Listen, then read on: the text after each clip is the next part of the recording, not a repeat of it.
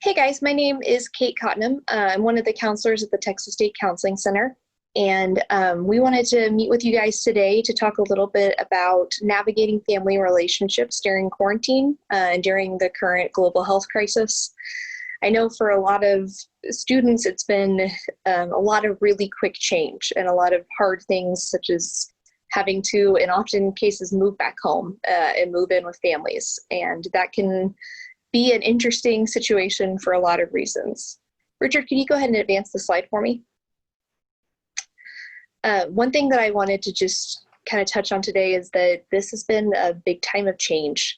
And even in the best situations where every family member gets along, there's plenty of space for everybody, it's still hard as an adult who's been living independently to move back in with a group of people who oftentimes view you as a child.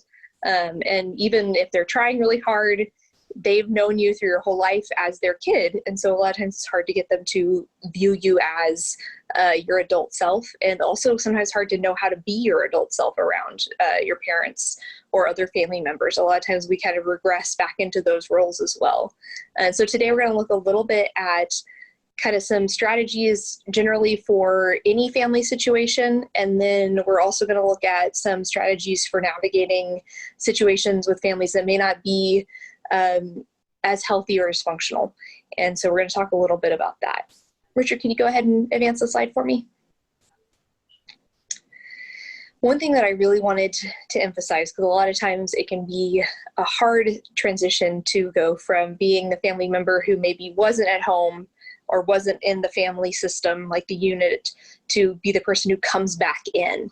And a lot of times when we are that person, you can get kind of blamed or even blame yourself for when things may not run smoothly or when there's conflict. And that can be really, really tough. But one of the things that is really important to keep in mind is even if you're the person who changed state, like you went out and you came back, you are not responsible for all of the dynamics, for family dynamics, and for any kind of conflict to exist, any kind of positive relationship too. There has to be more than one person. And in those situations, it's really helpful to remember that no one person can be responsible for all of the dynamics in the family.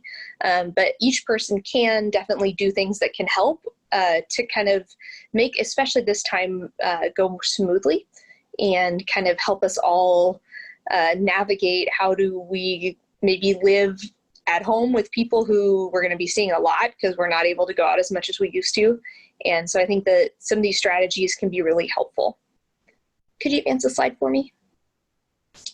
Can you go ahead and advance one more? Sorry. The first strategy that I want to talk about may seem kind of common sense, but it is really helpful and sometimes really hard to do, especially when you're an adult child coming back into a situation. And that is to set up a time to communicate clearly when all the family members who are living in the household are present. And hopefully this is possible. I think sometimes it can be hard to make yourself do it because it may feel a little weird, but I promise it is worth it. It's to set up a time and set kind of boundaries around what are expectations, what are things that each family member may need, how can we support each other in this. One of the things that comes up a lot of times is sleep schedule. And oftentimes when we're living away from home, maybe at school, when we're at college, our sleep schedule may shift. And so we may do our best studying in the evening, or we may need to even sometimes work out in the evening. And that may be very different than our parents who may have responsibilities early in the morning where they may need to be on a webcam meeting at 8 o'clock. And sometimes those things can conflict. And so it can be really helpful to just talk out the specifics of while I'm in a meeting, please don't shower in the bathroom that's right there by there. Or if you need to shower at night, how can you do so in a way that's quiet? If you are going to choose to go out in a safe way, what does that look like? Just kind of talking through those things and talking through each family member's needs. Even if you can't immediately come to a good compromise, it just helps everybody feel heard and feel more supported. And it can also kind of help put everybody, you're never going to be on a perfect balance of power with parents just because they gave birth to you. It's a different dynamic, but it does help everybody, especially if you're the one initiating clear communication. it helps everybody view you more as an adult and helps you like use the skills that you've hopefully developed with partners and with roommates and with coworkers in a way to help your family too. Could you go on to the next slide? This one can be a tough one. This is part of like when there is conflict or any kind of miscommunication. One thing that can really, really help is to not assume negative intent. And this can be tough, especially with family, because we all know each other really, really well.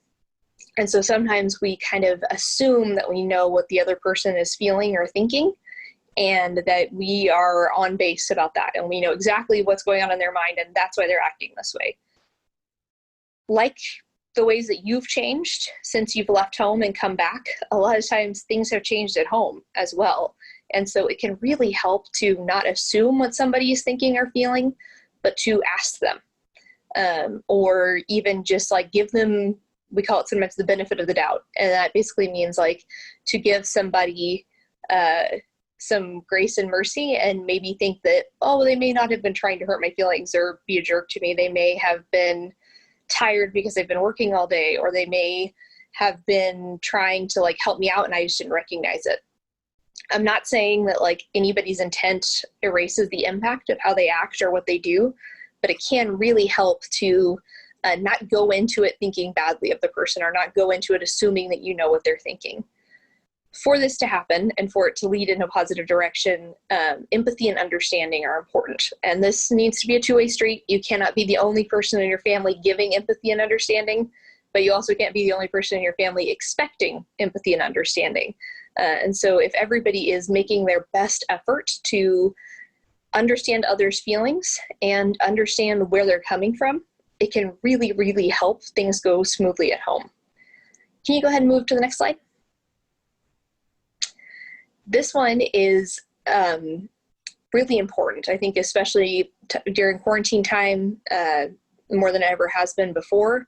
But even in the future, over holiday breaks or over summer breaks, it can be really helpful to do your best to maintain relationships with those people outside of your immediate family that are supportive and affirming to you. And this may be things that have changed or that you've like been open about for the first time in your life, whether it's maybe your political ideations or your religious views or your sexual orientation or your gender identity. A lot of times we are the most open and connected with these things during college. And that can be something where you start realizing things about yourself that may be different than maybe how your family has known you in the past. And as you're working through that, it can really help to have the support of people in your life, whether it be a partner or a group of friends or an organization who affirm you, who know who you are, who support you. And this can look all sorts of different ways, whether it's just texting with your friends or setting up a Zoom time to meet with a friend, talking on the phone with your partner, even siblings that are affirming, spending time with them in a way that like maybe get out of the house and safely, wear your mask and go through a drive-thru or something and get a treat together. Just time where you're not in the house in the immediate situation where people may not be totally supportive of you.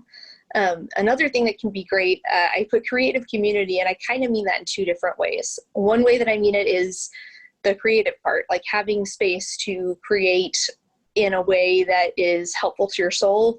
And for some people that may be like music or art or, gosh, there's so many different things there. But it can be as simple as like taking time to color or taking time to like, make a collage on your computer, whatever feels good to you. But when I say creative community, I mean looking for community in spaces where you might not have thought about it before.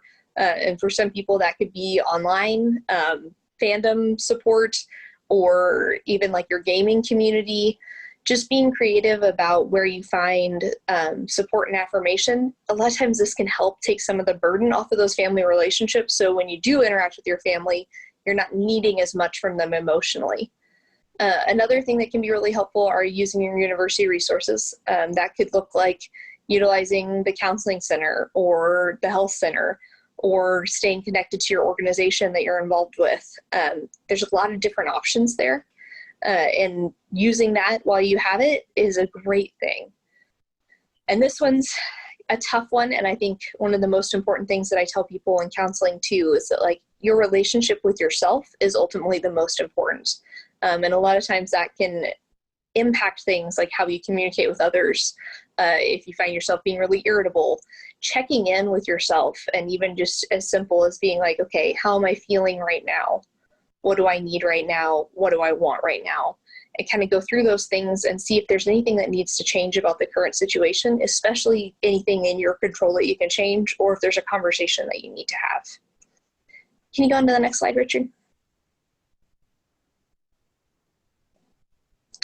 Okay, this one is kind of hard sometimes, but some sources of family conflict, and especially when you're living out away from the home and you come back, is just different standards of cooking, cleaning, household maintenance, all of those things. And so a lot of times we find ourselves kind of like pulled back into our little kid roles where parents are assigning tasks.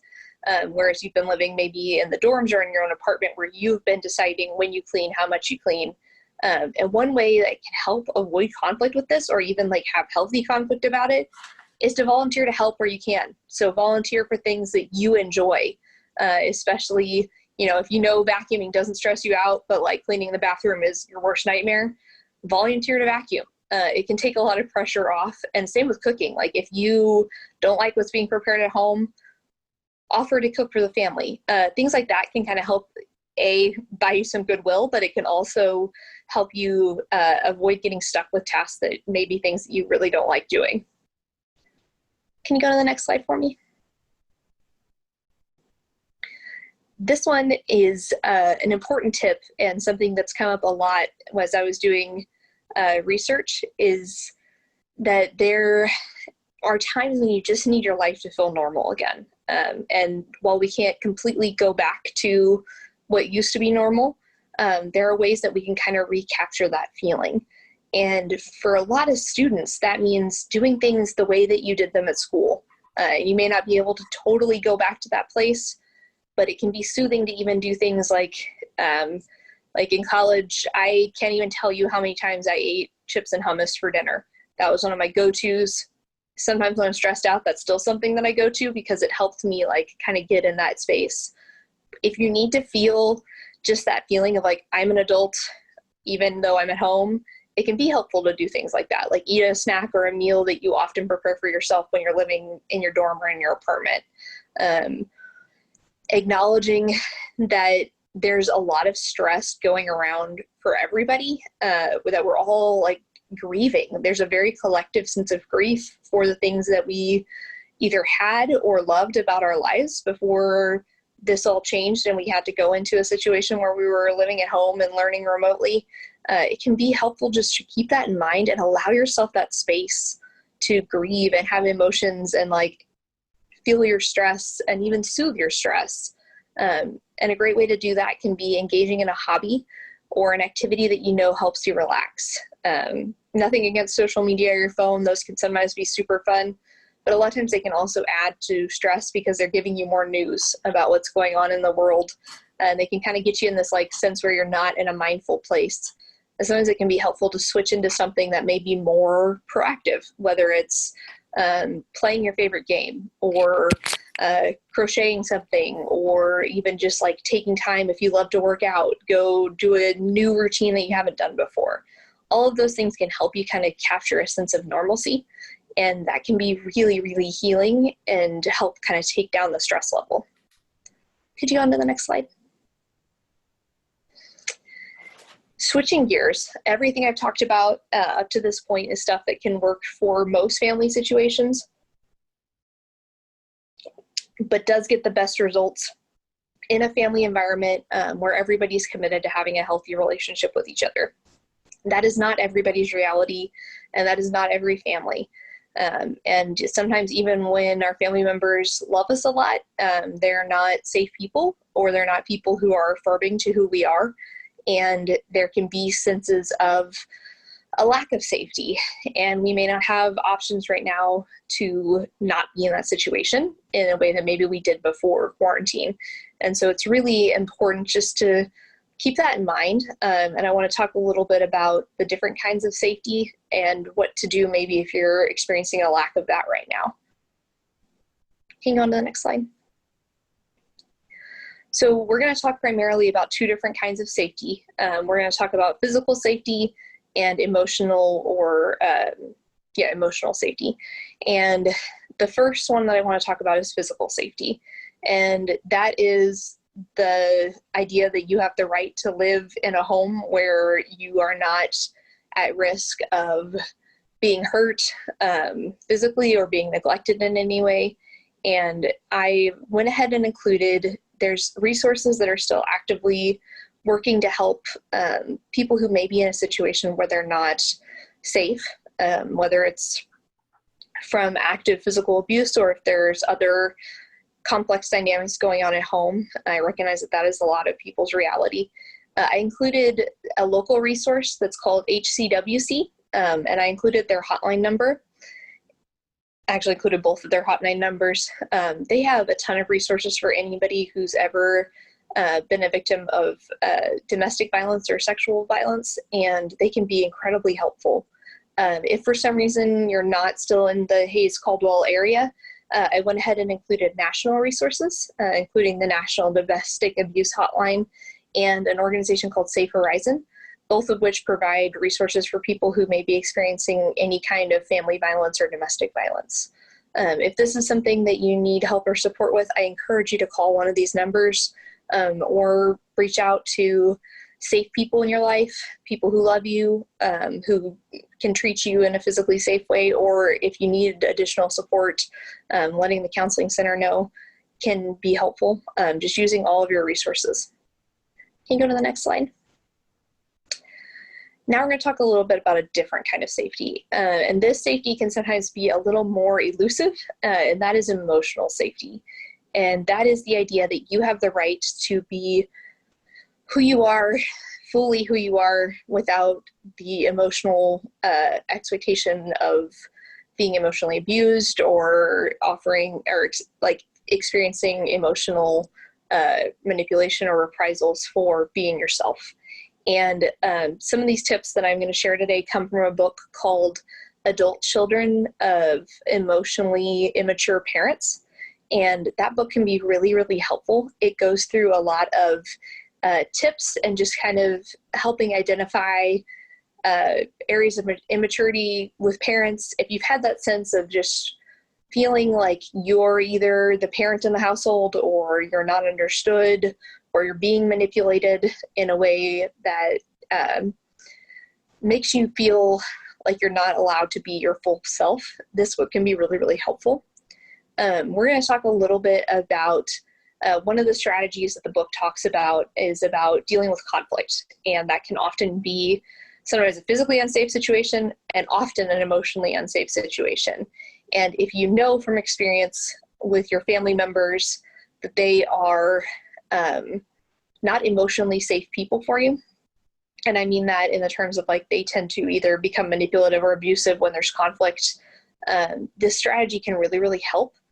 And the idea of this is to not get hooked into emotionally unsafe conflict. And by hooked, I mean like a fish hook, like where you take the bait and get pulled in. And even if the bait is not intentionally there, a lot of times it can suck us into a place where we're being vulnerable with people who can't accept our vulnerability or with people who are being actively abusive.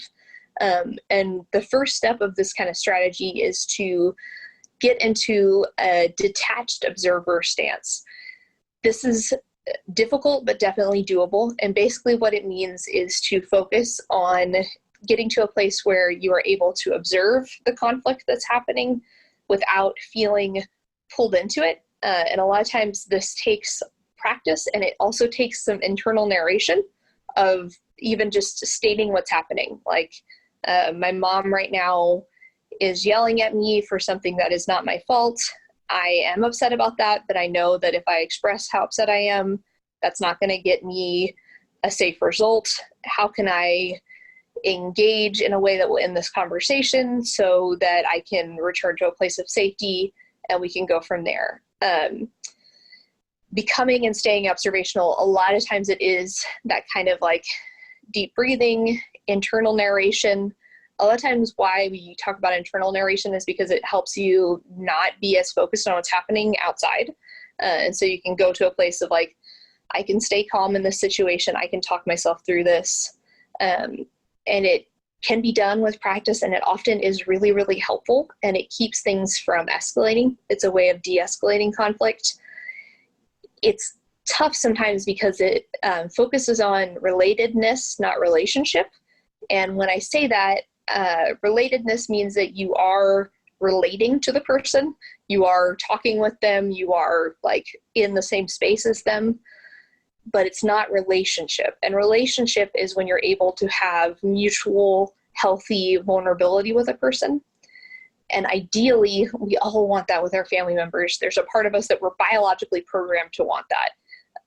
But for some of us, that's not a reality, that we can't have that kind of mutually beneficial intimacy with a parent, a caregiver, a sibling.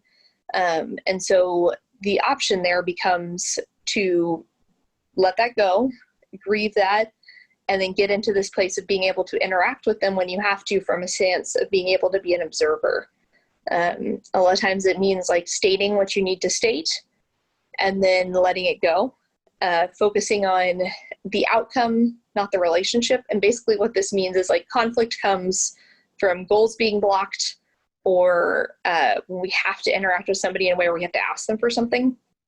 And a lot of times with family members, we get sucked into trying to repair the relationship or explain things to them in a way that will make them understand us. And some people are not willing or able to understand you. When that becomes the case, then it is absolutely okay to shift into focusing on the outcome of the conflict that is most beneficial to you. And that means like, if you need your parents' financial support, for the next semester, or like when you're at a place where you have to talk to somebody about something for a specific outcome, even if it's as simple as like, I just need to get through this drive without like us escalating, then a lot of times it can be helpful to focus on that as your outcome, where it's like, we'll get out of this car. I'm going to keep trying to de-escalate as much as I can. It's about managing rather than engaging. And that can be a tough thing, but it's also oftentimes necessary when you're interacting with somebody who's unhealthy or emotionally hasn't done the work on themselves. And a lot of times it's tough, but that person can be a family member. And that can be a situation where you have to manage the conversation rather than engage and increase intimacy. Richard, can you go ahead and go to the next slide? For a lot of people, this approach brings up some pretty common concerns. And this can be true in like different cultural situations. There can be different expectations of relatedness and connection. And this can also be true with certain families having different expectations of relatedness and connection. One of the things that people express a lot of concern about thinking about this is guilt. That idea of identifying a family member as being unhealthy or not being emotionally mature or even being abusive can bring up a lot of guilt. And that can be really, really tough. One of the things I often think about is that guilt is often the exhaust of a car moving in a healthy direction. And so a lot of times when we're taking steps to be healthier and more connected to ourselves, especially when you're moving away from an unhealthy system or an unhealthy group, even just an unhealthy relationship style, guilt gets generated as naturally as when you start a fire, there's smoke, or when you turn on a car, there's exhaust. So it can be helpful just to remember that. And that narrating to yourself thing can really help. Speaking true things to yourself can really help. And a lot of times that is as simple as being like, it's as simple and as complicated as being like, my parent has a problem with alcohol. They are not sober right now. this is not a time when I can be vulnerable with them because it's not safe to do so. And if I do, I'll end up getting hurt and we won't be able to communicate. So how do I remove myself from the situation until they're sober? That can be something that can be really helpful. It can also be sometimes a concern for people that you're going to get overwhelmed by your parents' reaction. And this happens a lot, especially with people who are like a parent who's very much a yeller sometimes, or somebody who's really demonstrative with their emotions, even somebody who goes immediately to crying. There's nothing wrong with emotional expression, but sometimes people, whether they mean to or not, use it in a manipulative way, and it can drown out what's actually trying to be said because your parent is so overwhelmed by their own reaction. It can be very easy to get kind of pulled into that space and to become overwhelmed by their reaction. One of the most helpful things you can learn, and even if it's just, if this is the only thing you remember from today, then I would encourage you to carry it with you, is to recognize that there is a boundary between their distress and your distress. And even if you are feeling distress at seeing them distressed, that part's yours. Their distress is theirs. You cannot fix their distress, and it's not your job to do so, and it never has been. Even if that's been told to you in the past or kind of been an expectation, once you start recognizing that your distress and their distress are different, it is very freeing, and it helps you be able to get to a place where you can take care of yourself and let them manage themselves however they do. And sometimes that can be hard, but it can also be a really, really helpful thing. This is just kind of one strategy of dealing with an unhealthy emotional situation. I thought it may be one of the more helpful ones because it's pretty straightforward. That place of getting in the detached observer stance can be really, really helpful and a great tool to learn. And it's not a place you have to stay. It's just something that you use during an unhealthy conflict to protect yourself, kind of in the same way that like you might put on your shin guards when you're playing soccer. You don't need those all the time, but during a game, if you don't have them, you're going to get your shin broken. And so it's that same idea of like, okay, I know this, so I'm going to use these guards for right now. But as soon as the game is over, I can't get my jeans back on without them. So I'm going to take off my shin guards, and I don't have to be like this around everybody. That's kind of the main things that I had for you guys today. I'd love to take a second. I know we have a couple questions, and so I'd love to take a second, just kind of see if we have any, if you have any questions, you're welcome to submit them to the Q&A section, and we can kind of go from there. Okay?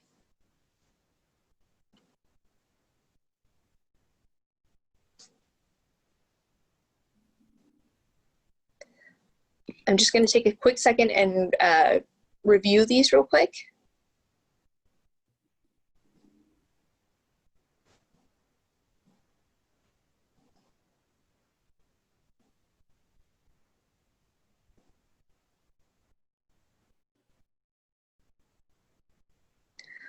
Okay, our first question that I'm going to go ahead and address is a question about how do you create boundaries on what subjects you can talk about with your parents.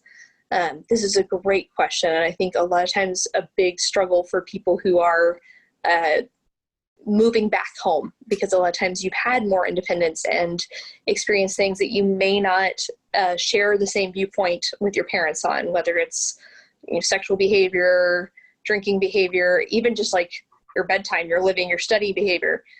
You've been making adult decisions, and so sometimes it can be hard to be back in that environment and know what you can and cannot share with your parents. I think a lot of this is relational. Like it comes down to kind of taking a minute, assessing the relationship that you and your parents have had throughout your life, and kind of assessing what feels safe and healthy to you to talk to them about, and being really honest with yourself when you do this assessment. Like I would sit down, take some time, even write about it if you can. That can really, really help. And then once you kind of come to a conclusion of what you feel comfortable talking to them about, it can be helpful to, if it's a situation where you're bringing up subjects, to not bring it up. It can also be helpful to If somebody does bring up a subject that you're uncomfortable talking about them with, if one of your parents does or any of your parents do, it can be helpful to just say, I'm not really comfortable talking to you about that. That can be really hard. And the first time you do it, it probably is going to feel weird. But the more times you do it, a lot of times that boundary gets firmer. I always say, like, healthy boundaries start as a brick wall, and they can feel kind of awkward to people because it's like, bam, I built this brick wall right here. Nothing can get through it. But as people earn kind of the right and the respect, it can become more fluid, kind of more like a cell membrane where it's like selectively permeable. But if somebody then violates that boundary, a lot of times it has to go back to being a brick wall. And people don't often respond great when the brick wall first goes up. But once they get used to it being there, then they start to just assume that it's there, and it starts to become normal and routine. And that can be really, really helpful. I hope that answers the question. I'm going to go ahead and go on to the next one. It's talking a little bit about being a family mediator. Like when family has conflict or everyone's yelling, how do you like avoid getting pulled into the situation where you're helping everybody process their emotions, but none of your emotions are getting processed? And this can definitely be tough, and it is exhausting, especially if nothing that you feel is getting processed because there isn't a safe space to do that. A lot of times retiring this role is a lot of times the ways it gets phrased in counseling is basically like you're taking your badge off and not going to do it anymore. And it's same kind of thing. It can be a little bit awkward at first because that's the way the family system has always functioned. You've always been this person. You got shoved into that role probably when you were too little to even know what was going on. And odds are you probably have skills that make you like helpful in that role, but that does not mean it's your responsibility. The family is allowed to have conflict with each other, and you are allowed to, and sometimes even have to, refuse to be the person responsible for resolving other people's conflict. Even if people are venting to you, it can be helpful to vent outside of the family if you need to, but also to say, you know, that sounds really tough. I'm sorry that you're going through that. It's a good way of validating somebody's emotion without feeling like you have to solve it for them. Even if you just have to narrate to yourself the whole time in your head, like, this is not my job to fix this for them. This is not my job to fix this for them. It starts to make it where you can create space where you don't have to jump in there and fix it. And that can be really, really helpful. And it may be tough and it will take practice, but it is worth it because it means you're not just like being sucked on all the time to be able to like solve everyone else's conflict without solving your own.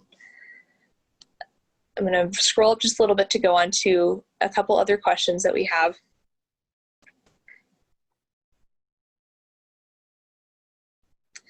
This is a very common problem that comes up a lot. One of the questions is, how do you generate respect for your boundaries to a controlling parent, especially if you are completely or partially financially dependent on them? And that can definitely be tricky. I think the thing that I come back to a lot is you are an adult, independent person, and that is new for both you and your parent. And this can be something where I would go back to that idea of like when you're having conflict or even just conversation about it, going back to focusing on outcome rather than relationship. And what I mean is that if you have to talk to your parents about something that you know is probably going to be a triggering thing, like you're not comfortable with them having the Find Your Friends app on your phone anymore, having that conversation where you keep coming back to that and not getting sidetracked on other things, like the fact that you're financially dependent on them really has no impact on it feeling not comfortable to you for them knowing your location. So kind of like going back and when you get into these conversations, trying to focus on what is the outcome that I need and how do I focus on that. And this is definitely something that it can help to process with a friend that you really trust, or even a family member who you know is not going to like bring it back into the drama, or a therapist, to kind of practice through, how do I find the outcome I'm looking for? How do I establish those boundaries? And how do I navigate that? But that can be a really helpful thing.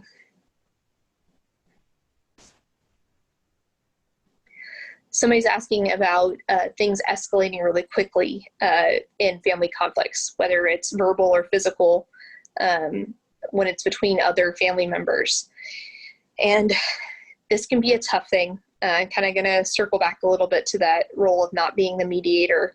I think it's really important to, before you're in the situation, like when nothing is happening, to think for yourself, like, how comfortable am I? If it's a physical situation, what are my resources? Who can I call? How can I get out of that situation? And then if it's a verbal situation, kind of setting for yourself limits of like, this is when I will get involved and this is when I won't, just so you have that in your head. And then also so you know like what's acceptable and what's not. And that can really help, because a lot of times we get pulled into this place of trying to convince somebody they shouldn't be verbally abusive, or convince somebody that they have to back down from a physical fight. And when somebody's already at that place where they're being physical or verbally abusive, oftentimes their higher order thought has gone offline, and you're not going to logic somebody into a position they did not logic themselves. You're not going to logic somebody out of a position they did not logic themselves into. So it can be really important to just get out of there, de-escalate in whatever way you can, but also recognize that some of the stuff is not like, you're not going to have the conversations that solve relationship issues once it's already escalated to a place where it's physically or verbally abusive. And that can be something that's really important to remind yourself of, just so you don't end up being in a situation where you get physically hurt, or where you end up taking emotional abuse that you do not have to take, and that isn't your responsibility to bear just because you're related to these people. I'm going to scroll down a little bit.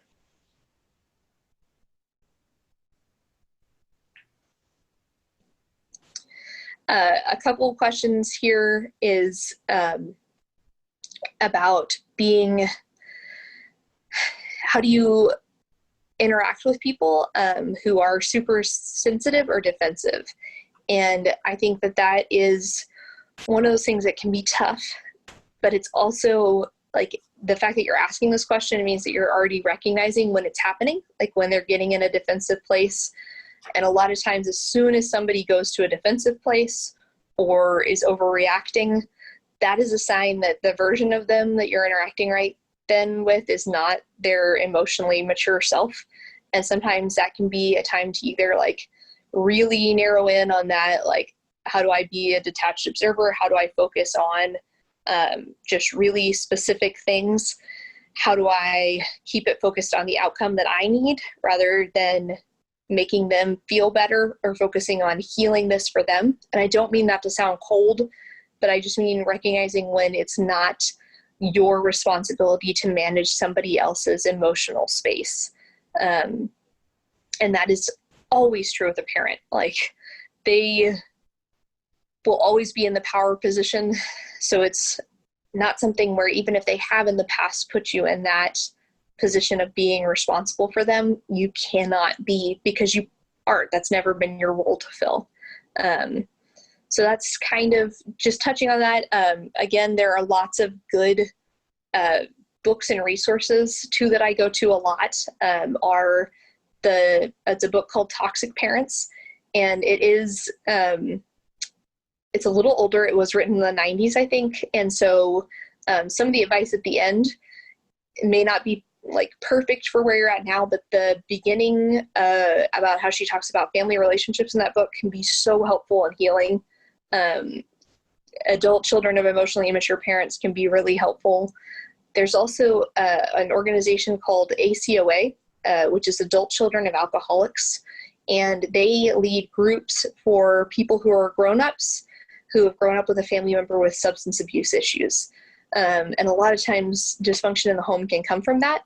We actually have a group at the counseling center that's ACOA or dysfunctional families, and we look at substance abuse dysfunction, maybe untreated mental health issues, history of abuse, and that group runs during our long semesters. It can be really healing. We talk a lot about learning boundaries and also connecting with other people. And that can be a good place to kind of start to learn these skills and practice these skills. But that